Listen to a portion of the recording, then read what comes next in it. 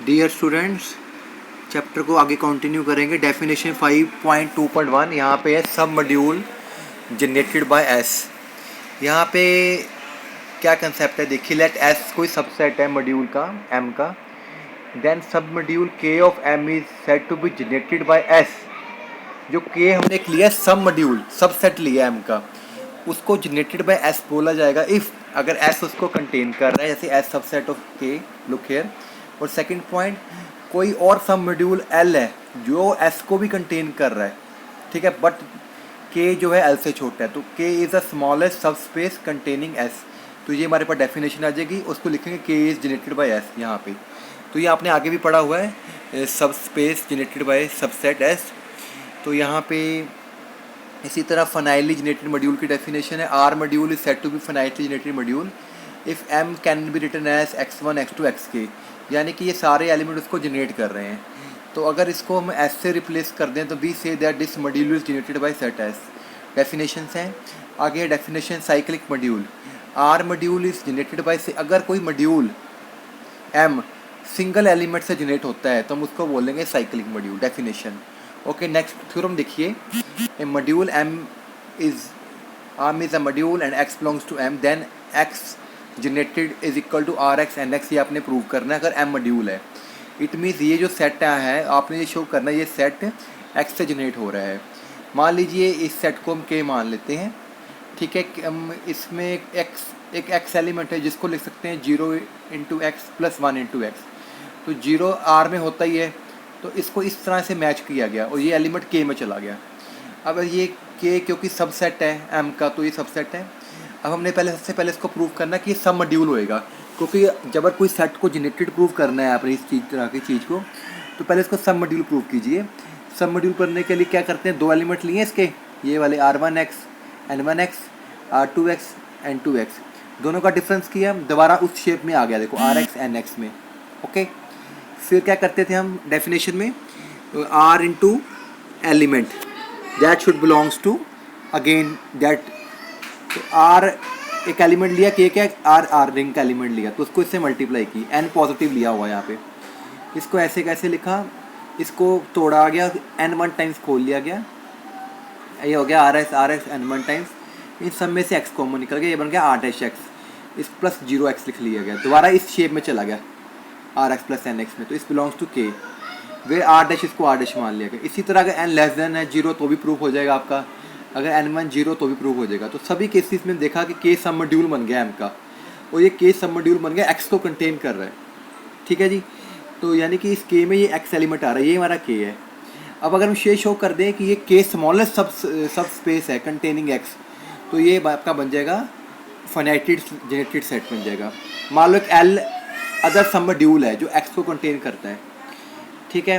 तो इसका मतलब NX L को बिलोंग करेगा, RX भी L को बिलोंग करेगा, दोनों का सम भी L को बिलोंग करेगा। और व्हाट इज दिस थिंग, के सबसेट ऑफ L। तो के क्या बना भाई, के इज द स्मॉलेस्ट सब स्पेस, स्मॉलेस्ट, यहाँ पे सब स्पेस के सब मॉड्यूल बोल रहे हैं, तो जनरली हम सब स्पेस यूज़ करते थे वेक्टर स्पेस में, तो मेरे निकल रहा है मेरे मुंह से बार बार सब स्पेस। तो के इज द स्मॉलेस्ट सब module of M containing x, तो ये प्रूव हो गया।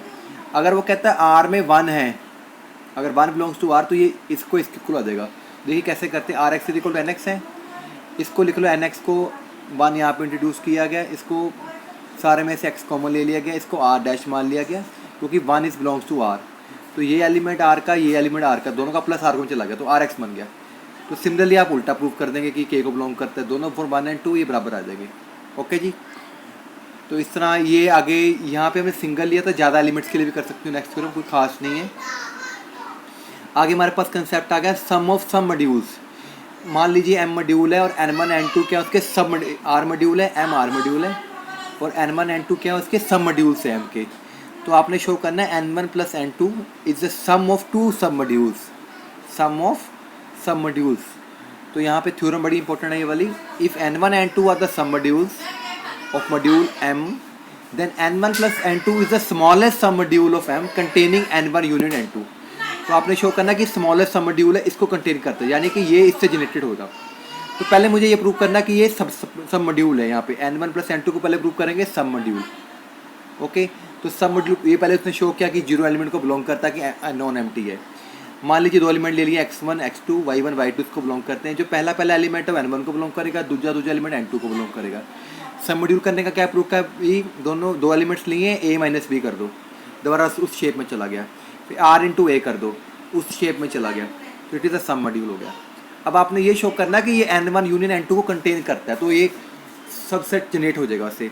अब x n1 को बिलोंग कर रहा है मान लीजिए, तो इसको लिख सकते हो x is equal to x plus zero, क्योंकि जीरो तो n2 में है ही है भाई, तो ये जो n1 है n1 प्लस n2 को बिलोंग कर लिया। सिमिलरली n2 भी इसको बिलोंग कर देगा, तो ये इसको बिलोंग करता है, ये इसको बिलोंग करता है, दोनों की यूनियन इसको बिलोंग कर दी। तो it means n1 plus n2 is a सब मॉड्यूल ऑफ फैम containing both n1 and n2, hence इनकी यूनियन भी कंटेन करने लगी। अब मान लो कि k कोई अदर सब मॉड्यूल है जो इस यूनियन को बिलोंग करता है, मतलब कंटेन करता है, तो x1 प्लस x2 इसको बिलोंग करता है भाई, ठीक है। अब x1 और x2 उसने k के एलिमेंट लिए, तो दोनों का सम भी k को बिलोंग करेगा, क्योंकि यहाँ पे लिखा गया ना कि k is sub module containing n1 union n2, तो ये दोनों का सम इसको बिलोंग कर, इसका मतलब x1 n1 को बिलोंग करता है, x2 n2 को बिलोंग करता है, इसका मतलब दोनों की यूनियन प्लस करके k को बिलोंग कर जाएगी, तो ये इसको k को बिलोंग सबसेट बन गया। इसका मतलब क्या हो गया, n1 प्लस n2 भी ये यूनियन कंटेन करता है, k भी यूनियन कंटेन करता है, पर ये n1 प्लस n2 इससे छोटा है k से, तो n1 plus n2 the smallest सब module of m containing m1 union n2। Okay, this is a very important theorem, ये आप कर सकते हो। इसी तरह ज़्यादा सेट्स के लिए भी कर सकते हो आप। तो यहाँ तक बेटा कीजिए, फिर आगे कंटिन्यू करेंगे नेक्स्ट लेक्चर में। Thank you, bye bye.